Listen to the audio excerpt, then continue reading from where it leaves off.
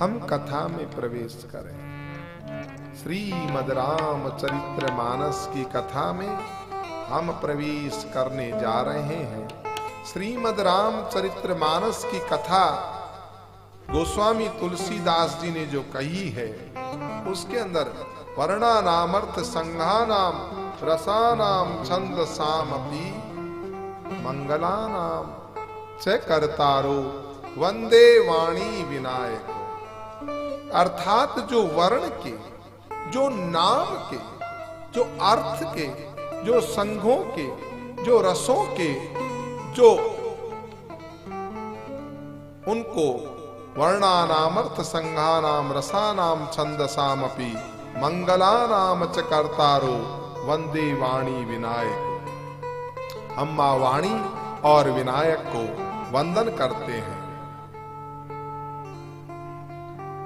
एक सीधा अर्थ हुआ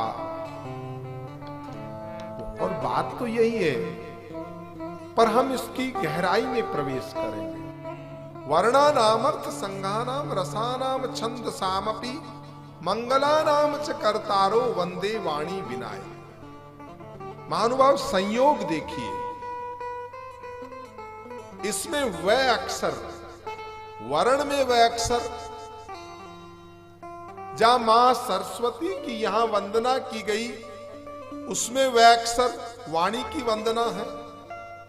जहां गजानंद गणेश जी महाराज की वंदना की, तो उसके अंदर भी विनायक है, यानी वहां भी वह अक्षर है। और एक संयोग देखिए, इस ग्रंथ का प्रारंभ भी वह अक्षर से है, वर्णानामर्थ संज्ञानाम से, और इस ग्रंथ का समापन भी वह अक्षर से है। इस ग्रंथ का अंतिम अक्षर जो है, वो आप शास्त्र उठा करके देखें, अंतिम अक्षर है मानवा। अब पहला अक्षर वर्ण और अंतिम अक्षर मानव। अर्थात क्या चाहता है तुलसी? इन दो शब्दों में बहुत बड़ा गूढ़ रहस्य छुपा हुआ है। ये श्रीमद् रामचरितमानस क्या किसी एक धर्म संप्रदाय, एक मत पंथ मजहब का ग्रंथ है? अरे ये निकालने वाला है, मुक्ति दिलाने वाला ग्रंथ है। जैसे गीता है ना, गीता के अंदर भगवान श्री कृष्ण ने कहा, सर्वधर्मान परित्यज्य मम एकम शरणम व्रजय। हे अर्जुन, अब छोड़ करके मुझ एक परमेश्वर के चरणों में तू वास कर, मेरी शरण आ जा। ऐसे ही भगवान कहते हैं, तू जहां वर्ण में फंसा है, बाबा तुलसी कहना चाहते हैं, तेरा बंधन कहां है? तेरा बंधन वर्ण में है, तेरा बंधन नाम में है। वर्ण में अटका हुआ है, नाम में अटका हुआ है, वर्ण नाम या फिर अर्थ में पैसा कमाने में अटका हुआ है, वर्ण नाम अर्थ या फिर संघ में अटका हुआ है, वर्णानामर्थ संघानाम रसानाम या फिर काम या क्रोध, ऐसे किसी रस में कहीं न कहीं अटका हुआ होगा। वर्णानामर्थ संघानाम रसानाम छंदसाम। इन बंधनों से मुक्त करना चाहिए। समाधान से पूर्व समस्या का मालूमात होना चाहिए कि वो समस्या क्या है। इसीलिए जहां हम श्रीमद् भागवत गीता की चर्चा करेंगे, वहां सबसे पहला अध्याय जो वह है, वो अर्जुन विषाद योग। अर्जुन के जो बंधन है, उनकी चर्चा पहले की गई है कि मैं कहां कहां बंधा हुआ हूं। माम का ससुरा श्याला संबंध नस्तता।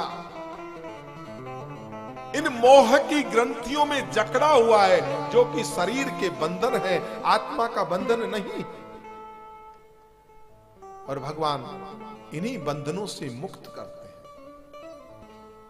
श्रीमद् रामचरितमानस में भी मैं अपने विचार से कहता हूं कि ये जो बंधन है, वर्ण नाम अर्थ काम क्रोध आदि जो रस है, या काव्य संगीत साहित्य, कहीं न कहीं आदमी भुलावा दे रहा है अपने जीवन में।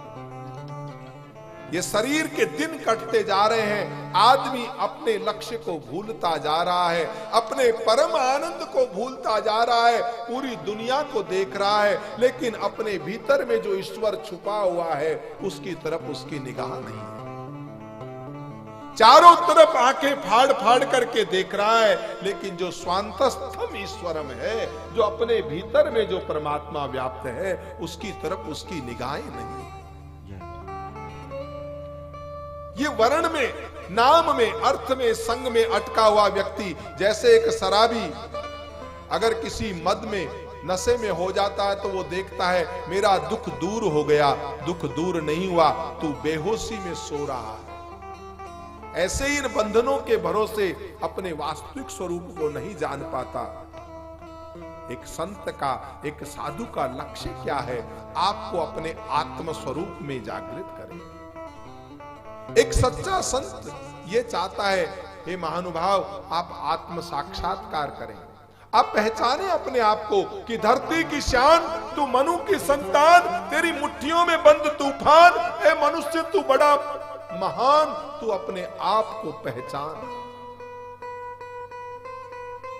आपको अपने आत्म स्वरूप में, आपके हृदय में स्थित जो परमात्मा है, उसमें जगाने का काम जो करता है, वो एक सच्चा संत है। और हम जिस ग्रंथ का आधार लेके चल रहे हैं, वहां एक संत घाट जो है, जिसमें तुलसी विराजमान, एक सेतु बंध का निर्माण। तो वर्ण से लेकर मानव तक की यात्रा है। वर्ण बंधन है और मानव मुक्ति है। तो मैं इन शब्दों में अगर यूं कहूं कि मेरे तुलसी का उद्देश्य इस रामचरितमानस के आधार पर कोई नया पद, कोई नया मजहब, न कोई नया संप्रदाय स्थापित करना नहीं है, बल्कि तुलसी तो मुक्ति देना चाहते हैं, वर्ण से निकाल के मानव बनाना चाहते हैं।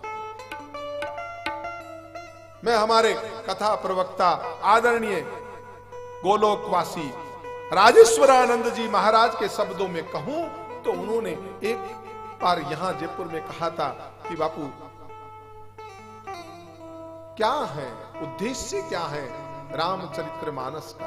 क्योंकि देखो, हम जिस ग्रंथ की चर्चा कर रहे हैं ना, हमारे अंग्रेजी में एक फार्मूला होता है जो स्पोकन इंग्लिश सिखाते हैं, वो एक फार्मूला होता है DRC, यानी फर्स्ट डिफाइन, फिर रिफाइन एंड देन कन्फाइन। पहले जिस ग्रंथ की हम चर्चा करना चाह रहे हैं, उस ग्रंथ को परिभाषित करें, डिफाइन करें, एंड आफ्टर रिफाइन, फिर उसके ऊपर आप खुल करके बोलें, डिफाइंड, रिफाइंड, एंड बाद में उसको कंक्लूड जब करना, अभी तो बहुत समय लगेगा वो कन्फाइन तक पहुंचने में, अभी तो यात्रा डिफाइन और डिफाइन तक ही चलेगी। तो राजेश्वरानंद जी महाराज ने कहा कि देखो, क्या है रामचरितमानस? वर्ण से मानव तक की यात्रा को, क्योंकि वो तो बार बार में अच्छे, बहुत सुंदर कवि थे, और उन्होंने एक लाइन में कहा कि जय पशुतुल्य भये जग में, जय पशुतुल्य भये जग में, ते ही मानुष फेर बनावत मानस। जो इस जगत में पशु समान हो गए हैं, उनको पुनः मानव बनाने का काम, मनुष्य बनाने का काम अगर कोई करता है, तो मेरा ये श्रीमद् रामचरितमानस करता है। महानुभाव, हम बंधनों को छोड़ करके मुक्त कंठ से यहां इस समाधान ग्रंथ की चर्चा करने जा रहे हैं। हमारा कोई पूर्वाग्रह नहीं है। जहां जहां जिन जिन चीजों को समायोजित करना पड़ा, हम जरूर करेंगे। हम इस व्यापक ग्रंथ की, परमात्मा के व्यापक स्वरूप की चर्चा आप लोगों के बीच में बैठ करके हम लोग करें। वर्ण, हाँ, बंधन है। अगर हम इसको जाति वर्ण देखें तो भी एक बंधन है। ब्राह्मण, क्षत्रिय, शूद्र, वैश्य, हाँ, कर्मानुसार सही है, लेकिन हमारे अंग हमको सब समान रूप से प्रिय है। अगर ब्राह्मण मेरा सिर है, क्षत्रिय मेरे हाथ है, अगर वैश्य मेरा उदर है, अगर शूद्र मेरे पैर हैं, लेकिन मेरे को सारे अंग उतने ही प्रिय, जितना मुझे दर्द मेरे सिर पे चोट लगने से होगा, उतना ही दर्द का अनुभव मुझे मेरे पैर पे चोट लगने से भी होगा। मेरे लिए चतुस्वर्ण समान है। लोगों ने बड़ा बड़ा न मालूम क्या व्याख्या करके धर्म को तोड़ने का काम कर दिया। क्षमा प्रार्थी है महानुभाव, ऐसा न करें। भगवान के अगर सिर पे तिलक लगाया जाता है गुरु जी के, तो ठाकुर जी के चरण भी वंदनीय है। जहां जाकर के देखो उन चरणों की पूजा होती है। अगर चरणों से शूद्रों की उत्पत्ति है तो वो अस्पृश्य नहीं है। आप गलत व्याख्या न कर बैठे कहीं पे। इस सिर को हमारी परंपरा में चरणों पे झुकाया भी है। जब हम प्रणाम करते हैं उस समय यही सिर जो है वो ठाकुर जी के चरणों में झुकता है। चरण कमल बलिहारी जाऊं तोरे, चरण कमल बलिहारी जाऊं तोरे, चरण कमल बलिहारी जाऊं तोरे, चरण कमल बलिहारी जाऊं तोरे, चरण कमल बलिहारी।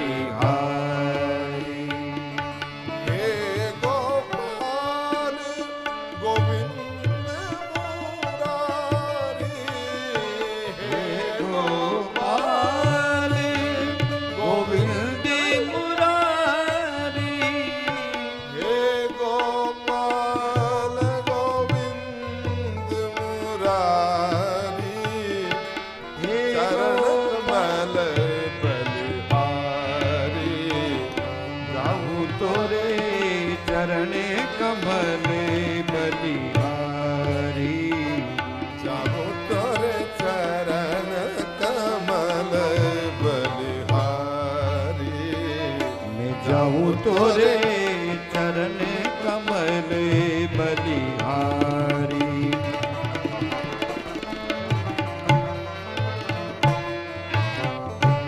अब मैं कथा प्रवक्ता हूं तो ब्राह्मण तो मुख से बोल रहा हूं, लेकिन ये मेरे साथ वाले अगर ये पूरा सहयोग न करें, इनमें ये कोई मेरे हाथ हैं, कोई मेरे पांव हैं, हमारे ये संगीत वाले भाई साहब मुझे कोई अलग व्यवस्था दे रहे हैं, ये गाने में सहयोग कर रहे हैं, कोई तबला प्ले कर रहे हैं, कोई इसे प्रसारित कर रहे हैं, तो अकेला मुखी तो सब कुछ नहीं कर सकता। इसलिए हर अंग की अपनी महत्ता है। इनको निम्न और महान बनाने का काम अब उन लोगों से तो मैं क्षमा प्रार्थी हूं, क्योंकि मेरी व्यासपीठ तो आलोचना तो नहीं कर सकती, लेकिन एक दुख जरूर व्यक्त कर सकती है। मैं यही कहूंगा महानुभाव, इस वर्ण के बंधन में जो फंसे हैं, अगर ये जाति वर्ण है तो जाति वर्ण से मुक्ति परमात्मा की भक्ति से मिलेगी। फिर अगर रविदास हो, कोई नहीं पूछता रविदास की जात क्या है। फिर कबीर की जात कौन पूछने जाता है हमारा। फिर वहां पे तो ये सिर उनके चरणों में झुक जाता है। भगवान की भक्ति करने से वर्ण से मुक्ति मिलती है। हम वर्ण के दूसरे स्वरूप को देखें तो ये तमाम अक्षर हैं, इनको भी हम वर्ण कहते हैं। ए आ ई ई उ ऊ ए आई से लेके क ख ग घ छ छ ज ज ये भी वर्ण है। मैं कहूंगा ये शब्द वर्ण है। प्रत्येक शब्द में ब्रह्म विराजित है। और हम शब्दों का झगड़ा कर रहे हैं। कहीं राम कह दिया तो राम परमात्मा है, तो कृष्ण नहीं। कृष्णानुयायी कहे नहीं राम। अरे शब्दों का जादू है। अगर राम में मेरा परमात्मा है तो उस अल्लाह में भी मेरा ही परमात्मा है। वो शब्द उन वर्णों से बाहर से तो निकल के नहीं आया। ये शब्दों का समुच्चय तो हमने स्थापित किया।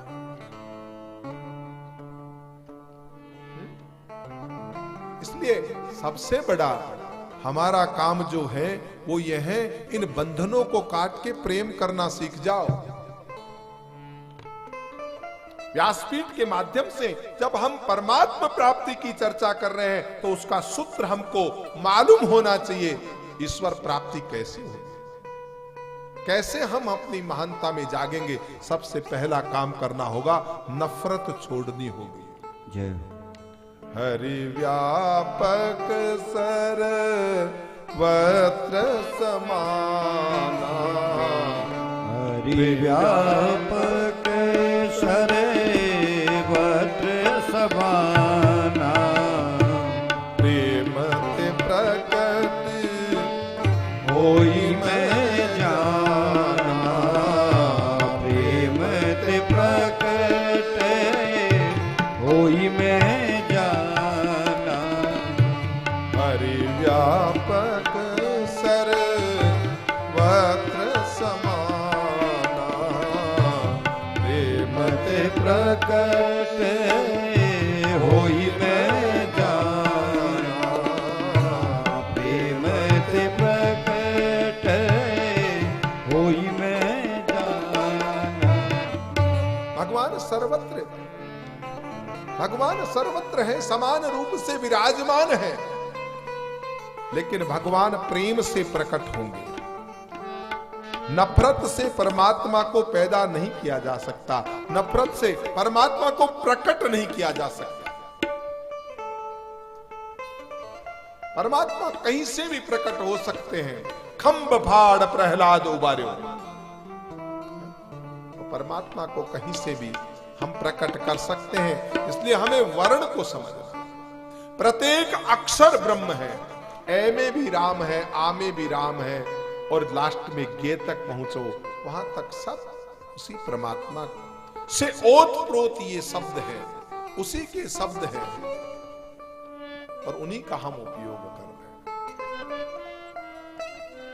महानुभाव, हमारा बंधन पहला है वर्ण, दूसरा बंधन है नाम। हम नाम में अटके हुए हैं। मेरे नाम का सवाल है। सच्ची बात तो यह है, मेरा नाम जन्मते ही माँ बाप ने अगर राम रख दिया तो मैं अपने को राम माने बैठा हूं। अगर मेरा नाम कृष्ण रख दिया होता तो मैं अपने आप को कृष्ण माने बैठा रहता। और मेरा नाम अगर किसी ने और रख दिया होता तो क्या जिस नाम से मेरी पहचान है, क्या वो मेरे शरीर का सही नाम है?